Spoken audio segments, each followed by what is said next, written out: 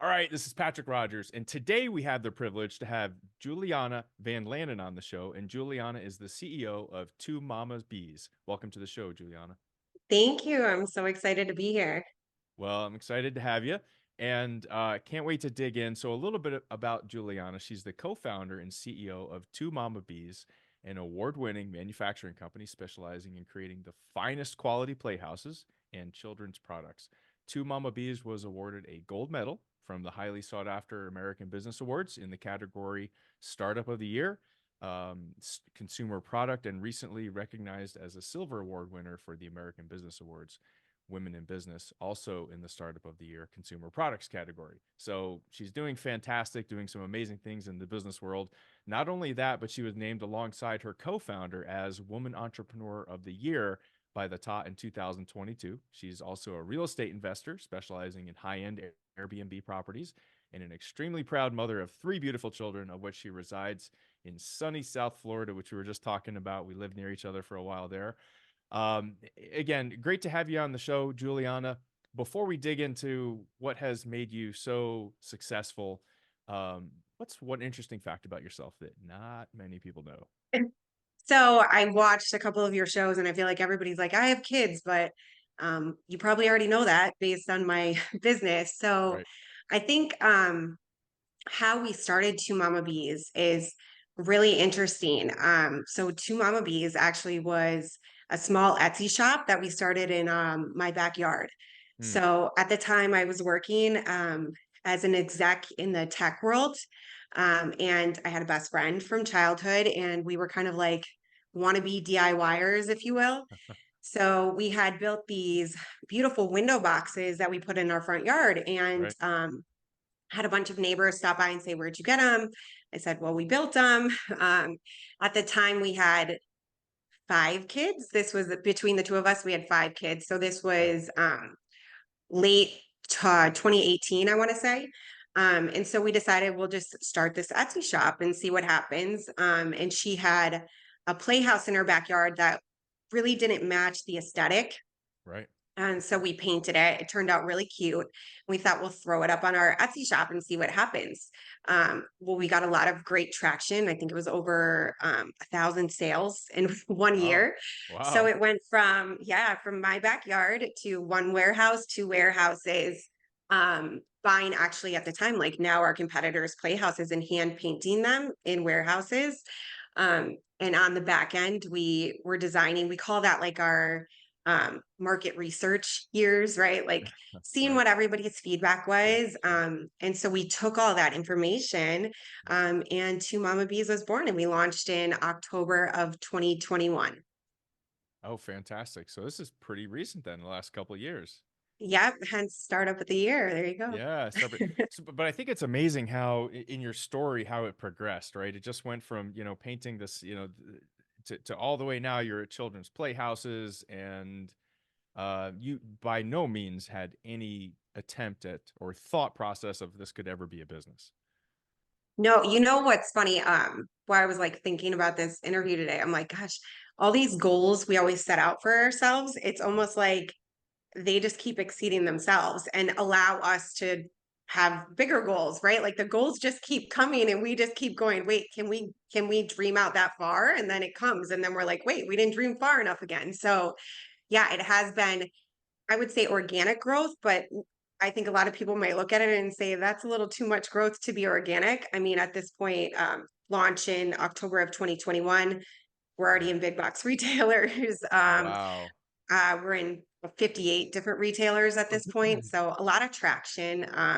Yeah, it's been a lot of hard work, but a ton of blessings along the way, and we are just so happy, so happy.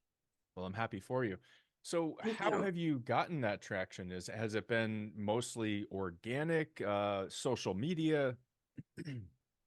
So I get asked this question a lot. We've probably spent less than $5,000 on advertising Get out for of town. since the conception Wow. of Two Mama Yeah. Bees. We've never gone after a retailer; they all come to us.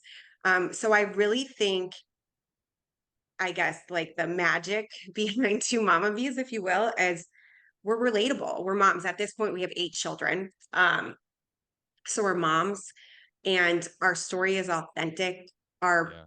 product obviously sells itself. It's Right. aesthetically gorgeous. They're stunning playhouses, but the quality behind them, like the thought out details, we're consumers too, right? We were consumers first as mothers. So we kind of have taken all that knowledge of what we look for when we're trying to buy for our own kids, and we've kind of tried to implement every single aspect of it into our own products. Like, let me give you an example. So our Rain two-story playhouse, which is our swing set and probably our best seller, um, it's weighs about 535 pounds. So our competitors weigh maybe roughly 200. So the quality is there, right? Oh, It's the like wood's these are beautiful. heirloom pieces that are made to last generational use. So we really wanted to take all of those aspects of play. We didn't want just another toy brand that was going to break, and then a year from now you're like, oh, it all rotted and fell apart. We want it out of the backyard. So yeah, just creating different aspects of play, and then also that same range two-story playhouse, the build time in it is 1 to 2 hours. And I know you said you have kids, so have you ever built a swing set before? I Um, have.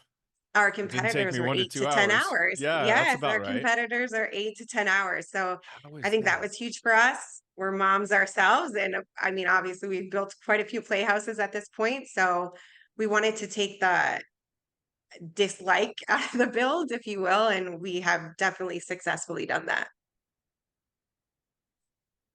I can't even like conceptualize how that is. Like, how did you get something down to 1 to 2 hours when first of all the quality is so much higher, right? You would think it would be more intricate. It would take longer to put it together. It's heavier. It's everything there.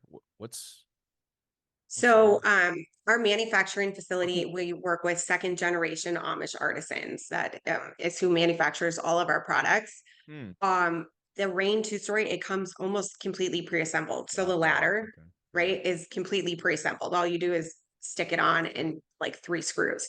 The rock wall, all the panels are pre-assembled. The roof is completely pre-assembled. So the window boxes, all of those things that are broken down by a Right. lot of our Right. competitors into one piece, we Yeah. were like, no, we will spend the extra money, right? We'll eat the margin, if you will, to make it so that the entire process is, I guess, if you will, just better. You're happier, Yeah. right? It's Like easier. It's I've smoother. built It's some less playhouses barrier. before, and like halfway through, I'm like, I don't even like this thing. Like now I hate it Yeah. because it just Yeah. took me 10 hours of my day. But yeah. So okay, so going into this, like I'm trying to put myself in your mindset and thought process when you're launching the company. Um, you're coming, I mean, the price on yours, right, compared to your competitor that's equivalent, that's 200 pounds, you have heirloom pieces that last generations. Obviously, the cost of that is much, much higher than what your competitors is. It's coming prefabricated in a number of different areas. Probably the shipping's more, all that kind of stuff. So your costs are substantially higher. So you got to imagine your pricing is that much higher compared to the 200-pound competitor. Am I safe to assume that? So yes and no. Okay, Um, interesting. yeah, so I would say there are there's levels, right? Like with anything in life, With right? any So right, we know our consumer, and we're not the plastics of the world, right? So we're made out of managed forest white pine. Um, and so if you're really looking at our competitors, we're actually on the yeah, lower end. So there's it's like a interesting. vinyl, like some of the vinyl playhouses that range like 6 to 8 thousand. So we come in lower than them. Yes. Really? Yes. We'll send you the links. And yeah, totally. I mean, Yeah. I would think based on what you're saying that your margins would sacrifice because of that. But you guys, I mean, I don't know your business model, so just in comparison to your competitors, so you guys have been able to somehow create a manufacturing process and everything else such that you have margins, even with that, to allow yourself to be able to scale and grow. That's fantastic. Thank you. Yeah. Do you see an opportunity there to raise prices for yourself or not needed? Um, it's not needed. It's not Wow. needed. We're actually in development right now. I mean, our development process. So, like, our conception to completion is always like a 3 to 6 month process, right? We just put so many details and we go back to the drawing board and then we Yeah. redo it and then we look at it. And so, but we are in the process of developing a new 2-story playhouse that we're so excited. It's going to be named the Wow. London. All of our Okay. playhouses are named after our children too. Oh, no So way. That's this kind of one is, cool. yeah, yeah. Really This is cool. the baby of the group. London is Okay. my business partner Samantha's 2-year-old. So we're going to be rolling that out, and it's actually going to be at a better price point than our Rain. So Wow. um, Fantastic. we're trying to capture or allow everyone to have this kind of quality. I don't think that we need to hit higher margins to withstand. Like we're doing just fine. Yeah, no, that's fantastic. And I love your unique value proposition because many times people only have one emphasis of a UVP. You've got one where you're coming in with amazing quality at a really good price, a very competitive price. And on the backside, it's super easy to put together. Like this is a no-brainer. And I'm super excited to watch you guys grow in the future. That's a lot of great value propositions on both ends because usually people are not able to get all three things. Everybody wants the lowest price or the highest quality product, best service, and lowest price. And you found a way to combine all three and really satisfy almost all three, which is pretty much unheard of. So that's very, very impressive. Very Thank you. impressive, Juliana. Thank Yeah, you. awesome. So I want to come back and talk about this. This. I mean, you're extremely successful in less than 2 years. And we kind of talked about this online development of your company and your brand development. What is it? How did you really go about that? And I know you called it the authentic personalization of brand development. Tell us more about what that means to you. So I think staying authentic to who we are, right? To who we are not only as mothers, but as executives in our own company. Yeah. Um, we always say like the brand within the brand, right? So there's two Mama Bees, the product, and the products sell themselves, right? They're heirloom quality, they're gorgeous. But I don't think that's where people fall in love with the brand. I think people fall in love with the brand because then they hear the story behind it. So now you have this beautiful quality product. And like I said, all of our products are named after our own kids. So after somebody purchases a Two Mama Bees a playhouse, we kind of send them like a little headshot of the child the product was named after with like the about me. And it's just branding within your brand, right? On top of that, staying true and authentic to our core brand promises. So early on, we really went through what were we not willing to compromise on? Like, Mm, what did we see value in as a consumer? Always. yeah. I think Samantha, my co founder, and myself are always looking through the eyes of the consumer, right? So, Mhm. what do we want to purchase and why do we want to purchase it? And so we kind of very early on outlined what our brand promises were. And it's been essential and honestly, probably one of the driving forces behind our growth. Mm, So a few that I'd like to point out. So we're obviously domestically manufactured, but we're domestically manufactured and we're sourced from managed forest, also domestic managed forest. Then we always had this goal in mind that we would be able to work doing some reforestation, which we've mm, actually been able to roll out Q4 of this year. So like our Rain 2-story playhouse takes roughly one tree to build. We replant 10 and so on and so wow. forth with even our 1-story. So finding ways to stay true to our core values. We eliminated a lot of plastics, even like our play food is made out of wood. Sorry. And it can be like cut in half Yeah. and velcroed back together. So um I would say being authentic has it's rewarded us in more ways than one. I get to Yeah. show up as just who I am as a person. Like when I sit Yeah. on calls with potential It's not retailers, like you're trying to be somebody else. exactly, Yeah. exactly. And I don't know that I could succeed at that anyways, Right. but we've successfully been able to build this brand that we are so proud to stand behind because it has hit every brand promise that we had hoped we would be able to create along the way as well. Yeah. Wow. And I know you mentioned kind of this whole concept domestically sourced lumber from a managed forest. And so this concept of sustainability, you guys are giving back more than what you're taking from the environment and the world. That's fantastic. And another one you mentioned was that one of the top strategic moves is that within 6 months of launching, you were able to move all manufacturing back to the United States versus overseas. Yes. So when we first rolled out our first rollout in October of 2021, Yeah. we had actually sourced all of our products from overseas. And this is where those brand promises comes into play, right? Like had we done that prior, it might have been a different decision, but either way, it was a good life lesson. So the price was great, right? Like you can't beat the prices overseas. Sure. The container price wasn't great because we shipped them over right in Talking the a little middle of COVID. 25%. Yeah. Yeah. Yeah. No, I don't know. I think we paid 35,000 to bring one 40-foot high Q. And now, like now when we bring some like smaller plastics over, if we need them, it's like Yeah. 5,000. So Wow. drastically different. Okay.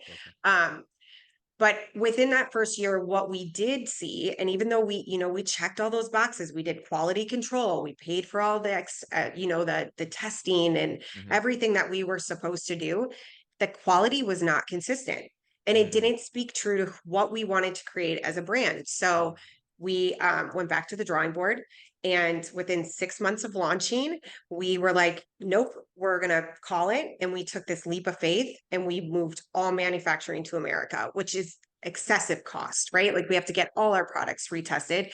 It could have bankrupted. Like it Totally. really could have taken us out. Yeah. So it was a roll of the dice. But we just trusted our instincts and it has paid off tenfold. So last month, we were actually invited out to Walmart Open Call. Are you familiar with Walmart Open Call? I'm not.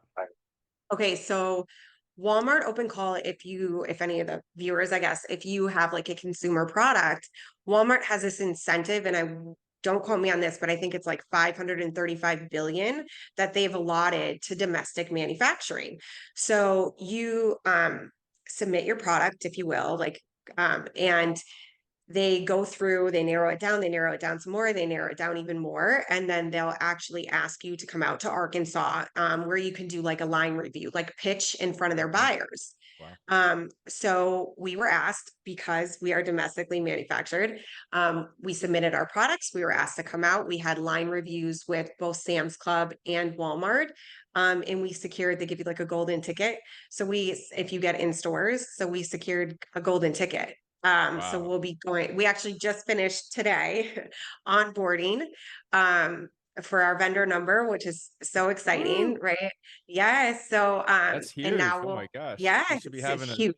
champagne or something right now. I'm sure you already have, I but know. Meanwhile, I have like a kid's apple juice. well, your mama. It's Right. But so yeah, so we will now start the process of yeah. we're going to be seasonal in store at Sam's Club, and we'll see with I mean Walmart what 10,500 stores. I don't know, it's a little overwhelming. So Yeah, I we'll bet. see where that goes. But those are the kind of like instinctual moves that they can pay off, right? And that was just about staying authentic to who we were and what we envisioned for the company, and look at the success it's given us. That's fantastic. So when will you actually start being in Sam's Club and Walmart, do you know? So Sam's Club wants to do a seasonal 2025 rollout. Like their Okay. buying patterns, if Yep. if you're not familiar with retail, it's like usually like a 2 to 3 year out buying Right, pattern. So right. they're buying right now for yeah. So For a very couple years out. exciting. That's fantastic. That is exciting. Awesome.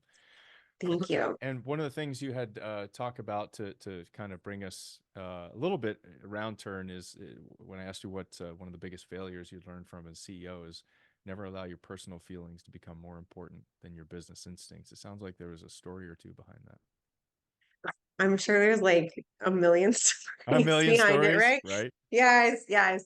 I would say though, overall, like even that, right there, like personally, it was terrifying. It was, wow, I've now quit my corporate America job and this is my full-time job and I have 3 kids and, you know, uh, I didn't allow that fear to overcome what my business instincts told me were the right thing to do, Wow. and so I think that's always like a takeaway. But as far as like failure goes, I mean, I'm giving the like most mom answer of the year, I'm Okay. sure, but I always tell my kids like nothing's a failure. Everything's either a lesson and sometimes There you even a go. blessing, right? Yeah. But I always tell them too, this is one quote. My kids, they could literally, if they were here, they would be like, she says it way too much. But I say, learn from other people's mistakes because you can't make them all on your own. And whenever I'm in a room full of people who are further along than me, it would always be my go-to to be like, where did you almost misstep? Like, where did your bankruptcy almost Yeah. come and how did you Yeah. overcome it? Right. Because you're going to learn so much more from other people's lessons along the way. I mean, I want to hear how they succeeded too, but like, am I learning as much from that as I am from like what Totally. almost took you out? Right. Yeah. Yeah. I love that mindset, and there really are no failures. There's just learning opportunities. I totally 100% subscribe. Yeah. Yes. Um, Yes. awesome. So let me ask if there was. Well, no, actually, before we get to that, I wanted to ask: making a leap from corporate America is tough, right? It's a big leap of faith. It's a lot. It's a big risk. How did you do it? And because as women, right? I mean, especially a mother of children, safety, security is what you need. You need to have that. And this is a huge risk. How were you able to make this jump and still feel secure? Did you get investors? Did what did you have? How did you make this leap? Um, I'm delusional apparently. Oh, I should well, have there's had, that too. Hey, yeah, that's right. that's a whole Listen, different story. every successful like founder, somewhat a little bit delusional, right?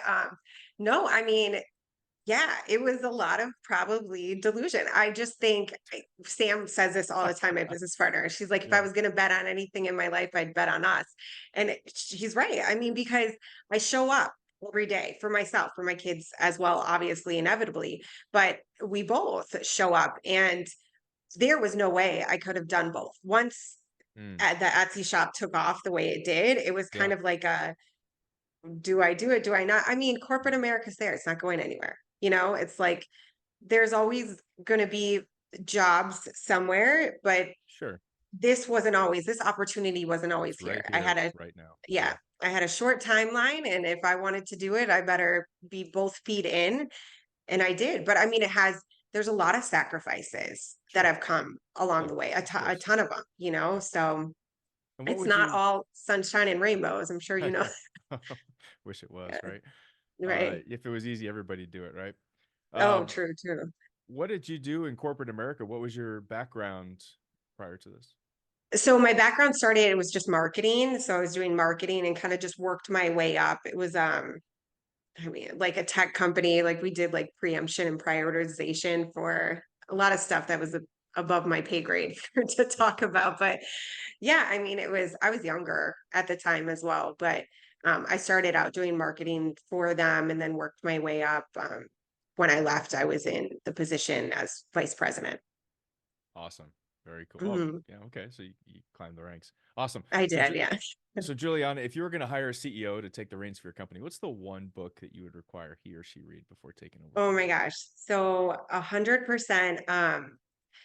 It's called Emotional Intelligence Habits. I think it's by Wow. Dr. Travis Bradbury. Have you ever read it? I have not. And Oh, okay. I'm big Put it into on your AI. list. Okay. So remember when we were kids and they had like the choose your own adventure books Uh-huh. where you kind of like found a different path? It's similar to Yeah. that. So Okay. when you get the book, you take a test, Mhm. and then the test tells you, like, okay, you need to read chapter 6 first. But it's Okay. not like a sit down and read it in one day type of thing. It's almost Mm, like it's become like my like a journey. CEO Bible, if you will, right? Like Oh, I've okay. constantly referenced back to it. But so Mm, you'll read, and what is it? They say 30 days to form a habit. So you read mhm, chapter 6 and then you mhm, work on like what it tells you to implement in your daily life in order to mm, accomplish that habit. So you work 30 days and then maybe you go on to chapter 3, then you go back and you take the test. Like, hey, are those off my list now? Have I been able to successfully implement the changes into my daily life? Um, I think in the book, in the first chapter, it throws out some research stats and don't quote me on them, but I think it said something like your IQ is responsible for like 20% of how you do life. And most of the rest, it comes from your emotional intelligence, right? Mm. Um, and then it had another quote in there about percentage of highly successful top performing CEOs and executives. I think it was something like 90% actually score higher on an EQ, so an emotional intelligence test, than Yeah. they would on an IQ test. So, yeah, I think it's just like your work in progress. And it's kind of one of those things that just helps you self recognize the parts of you that you could work on, and every aspect of my life, like not even just as a CEO, but as a mom and as a friend and as Mm. a daughter, Right. like, Yeah. yeah, it's a great book. Really good. I'm gonna definitely check that out. But I think you're spot on that, IQ only gets you so far. IQ can help you build a business only so far, and then your EQ has to take over in order for you to work with other people, to inspire, to trust, to give them the love and to form the relationships it takes to really go to the next level. So I love that. Um, awesome. So, Juliana, let me take a few seconds here and summarize some of my takeaways from today. One is you guys, from the beginning, whether you knew it or not, I believe you did because you were in marketing, but you guys developed a very strong, unique value proposition from the beginning, and you hit these core areas that we look at, and one was this ease of, when people think, oh, I got to buy this thing, but then I have 8 to 10 hours to put it together. So you're blowing your competition out of the water by having something that's super easy to put together. That's on kind of the back end, right? Because we buy emotionally and justify logically. There's a nice little justification. But on the front end, you have this extremely beautiful playgrounds, these heirloom pieces, and you're coming in competitively priced and it's easy to put together. So it's just a rock solid, unique value proposition. I think anybody who's opening up a business can learn from this opening, or if you have a current business, what can you do to make your UVP more solid? And then utilize that in your marketing, which I'm sure you do. And then this concept of how did you really grow? You spent $5,000 on your company, and we haven't even talked about, I know we're not going to put it on the air, but you're doing very well. Your company's it's growing very aggressively, very fast. And this concept of authentic personalization of brand development, I think that's phenomenal. And you talked about this brand within the brand. We have the brand, and it's all the unique value propositions, all those things stand for, but then the story behind, and we talked about the product sells themselves, but the story behind it, once they know that, people fall in love with the story behind it. The whole concept of the name of the children and then the picture of the child there. That's awesome. Like I'm getting goosebumps there. I'm like, that's just so cool. So saying true and authentic to that, and always looking through the eyes of the consumer, always coming back and saying, what is my consumer thinking? What are they looking at? What are they seeing? And some of the other things I think is phenomenal is bringing your manufacturing to America, right? Domestically sourcing lumber, giving back, staying true to your core values. So for me, those were some of the big takeaways. The other is, the emotional EQ. I think that's, I'm going to look forward to that book. So thank you for sharing that. Um, Thank you. yeah. So Juliana, if there was one takeaway that you'd really want the audience to absorb from our time together here today, what would that be? I would really just go back to just find a way to create the authenticity within the brand. I think Mm, a lot of these companies, and the feedback that I get a lot of times from even our larger retailers, they become soulless, right? So mm, they work with these companies and they're mm, pumping out product left and yeah. right, but is there any soul behind the company? And Yeah. so, creating this brand of authenticity and staying true to your values, to your core promises, and just keep the soul in the company. People want a product that they can look at and really be proud of. So Yeah. And it's you're not just here to make money. You're having a legacy impact. You're having an impact and leaving a footprint on this earth. I love it. absolutely, thank you so Yeah. much. That was sweet. Thank you. Yeah, you bet. So Juliana, if any of our listeners wanted to reach out and purchase a playhouse, or if any of our listeners have any questions for you regarding any of the leadership things or marketing or UVP stuff that we talked about today, what's the best way they could do that?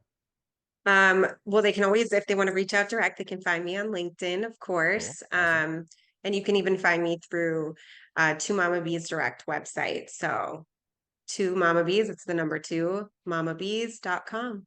Okay, easy enough. Very good. So awesome, Juliana. Thank you so much for being on the show. It was a pleasure having you. Thank you, Patrick. Thank you for having me. It was so nice to meet you.